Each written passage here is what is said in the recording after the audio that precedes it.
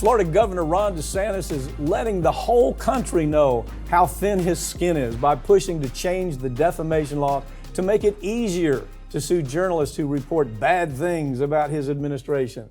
Ring of Fire's Farron Cousins joins me to talk about what's happening and many other issues. Okay, no surprise here. He hates the media. The corporate media has not been fair to him in his mind.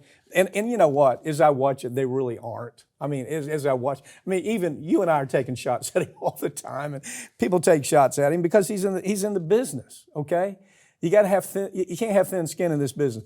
What's your take on this story? This is really interesting. One, because he has no authority to even do this. No.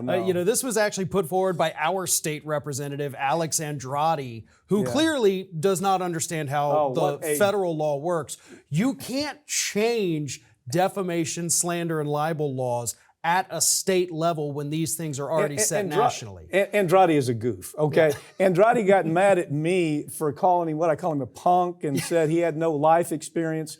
What was going on was Florida Power and Light was raiding everybody's money. They were just taking money away from everybody in this state, 4 or 5 times the amount that they should be paying for electricity. So I went after Andrade. I said, why is it happening? Why aren't you going to Tallahassee doing something about it? Called him a punk, said he was a child, a man-child or something like that. So maybe this is my fault. I don't know. But this is dead on arrival. It really, they'll pass it. Oh, yeah. Because the goal, and we see this all the time, especially here in Florida, the goal is not to pass successful legislation. The goal is to get somebody to immediately sue about the legislation so they can work it up to the Supreme Court and undo the New York Times versus Sullivan case. That's the goal, right? That's the goal. And that's why, look, I get so incredibly frustrated because you have these well-meaning groups out there on the left, and I love these groups, but I hate that as soon as legislation gets passed, they immediately file these lawsuits. Because that's what these conservatives like Ron DeSantis want to happen. That's how you end up with the Supreme Court undoing Roe versus Wade. You've got to take your time and analyze it and have the right argument instead of the knee-jerk reaction that we're going to sue you. Right appellate court, lower level appellate court, right Supreme Court, state, and right U.S. Supreme Court. The idea is to be able to say that we're going to lower the standard to where if I say something bad about Andrade, he's going to have an easier time suing me. Yeah. Now, Andrade says, oh, no, this isn't about public officials. This is to protect the average man on the street. Because they're getting slandered all the time, apparently. Everybody's slandering the average man on the street. No, the people that are slandering politicians is the politician deserves to be slandered, okay? They chose to do this for a living. And when they do stupid stuff, people like you and I ought to be able to say, Andrade, you did another stupid thing. I'm going to do it anyway. And when you pass your legislation, I'm probably going to be the one that tests it if anything happens there. So the point is this, there's something I do agree with here though. In there is something about anonymous sources, okay? Look, I went to University of Florida Journalism School. News editing was my major. And we always talked about anonymous sources. Anonymous sources are really, really dangerous. Anonymous sources, if you think about it, allowed Judith Miller with the New York Times to start a war with Iraq that killed millions of people, okay? And it's still a problem. Judith Miller lied. She lied about her source. She lied about the story, and the whole time that she was ginning up the story, it was based on anonymous sources. Do you remember that story? Oh, absolutely. Okay. So anonymous sources, to me, we need to take a look at it because we're seeing it everywhere now. Anonymous source says this. Hell, there's got to be some limitations there. Well, to a degree, sure, but at the same time, that would have prevented us from getting the Nixon story. Deep Throat, Mark Felt at the time was an anonymous source. Good point. So without that, we wouldn't have it. But we also don't want to get to the point where we're forcing these reporters, these journalists to reveal their sources. Yeah. When it's a real public corruption story. If you're talking about keeping a source secret because they said, hey, DeSantis eats pudding with his fingers, which is a story that did come out recently, I get that. Okay, why are you Wait, protecting? he does what? Yeah, he allegedly eats pudding with his fingers. Maybe it's a cultural thing. Yeah, and it was an anonymous source that gave that information. So I get it. Like, that's not an important anonymous source. You do have to have a line somewhere.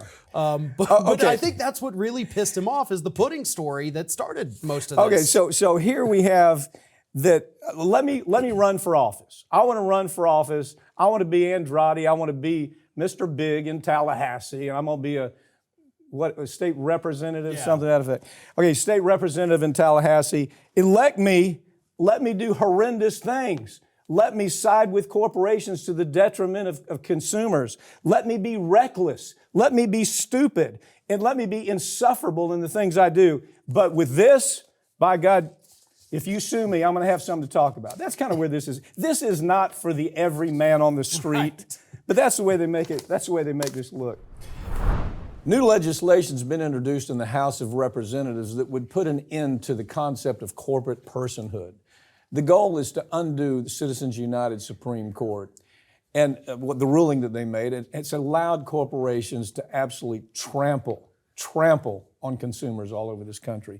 Pick it up. Yeah, what we have is Representative Jayapal, who has put forward the We the People amendment that says, to distill it down to its most basic point, we the people means we the human beings, not the corporations. Because the big cornerstone of Citizens United was the Supreme Court saying that corporations are people and money is free speech. By definition of the Constitution. That's what the Supreme Court did, which was ridiculous. This fight's been going on corporate America since they came up with the notion of an LLC and a corporation. Has always been fighting to say, treat us like people. Well, if we're going to treat them like people, let's talk about what we should be doing with them. We ought to be throwing them in prison when they do things like HSBC. The story of HSBC, right? Yeah. They're washing money for terrorists. American soldiers are being killed with that money, with bombs that are in place. A corporation kills 150 people a day with opioids. Those people should be in prison. But the corporate answer is, well, now wait, not so fast. We want to be people, but you can't put a corporation in prison. No, you can. You find out who made the decision, you put them in handcuffs, and you put them in prison. But we've taken this whole Citizens United argument and we've turned it on its head. Everybody only thinks about it as it comes to donations. Yeah. This is where they make the argument. We're a person. Well, if we're a person, by God, you need to go to prison for your conduct. Well, exactly. And that's why, honestly, as much as I do like this legislation, I think Jayapal should come out with basically the exact opposite legislation as well and say, listen, okay, if you won't vote House of Representatives, because we know they won't pass this, unfortunately, say, okay, if you don't want to make them not people, let's pass legislation saying they've got all the rights of American citizens. Basically trap them into voting for that because they won't pay attention. And then at that point, it does open them up for those kinds of prosecutions that need to happen. Because like you said, when you have companies that are out there killing people with cancer over the course of 30, 40, 50 years, killing 150 people a day, putting out other dangerous pharmaceuticals, somebody needs to go to jail. If any human being in this country killed 150 people a day, they're going to be prosecuted. I saw this for the first time as a very young lawyer. It was just, the argument was just really being propounded then. It was a case that was called Factor 8. Bayer Corporation had made a blood, it was for hemophiliacs. It was for hemophiliacs. It was made to stop bleeding. Well, the problem is they knew that their product was infected with HIV. They sold it on the American market until we got involved. We stopped the sale of it, got it off the market. They took that same stuff and sent it all over the world. People in Asia died of AIDS because of it, South America. Do you know how many people went to jail? One person, and that was a French citizen. Had nothing to do with all the decisions that were made in the United States by these corporate pigs. Not one of them went to prison. But their argument was, Judge, we're a corporation. How do you put a corporation in prison?